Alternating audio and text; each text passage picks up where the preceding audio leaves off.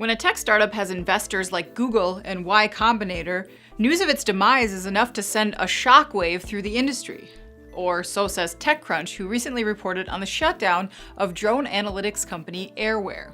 Airware was looking to fill a gap in the market with its solutions, which work to make sense of aerial data retrieved by drones over construction or mining sites, using analytics software called Redbird.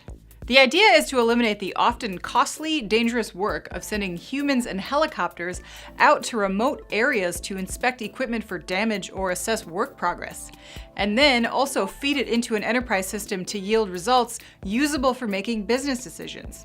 According to TechCrunch, one of the biggest hurdles that Airware faced was that its software was so far ahead of the drone hardware market that the company sucked tons of money and manufacturing into developing drones. The problem was, other commercial drone makers, specifically those like DJI, a China-based operation, eclipsed Airware quickly and were able to produce the equipment faster and at a much cheaper rate. Post-cash burn, it was only a matter of time, though the problem was Airware's Redbird was an important component to many operations at this point. So important, in fact, that as Airware circled the drain, Caterpillar tried to prop the company up with investments in an effort to help bring the technology to its dealers and customers as an add-on to its traditional construction and mining equipment.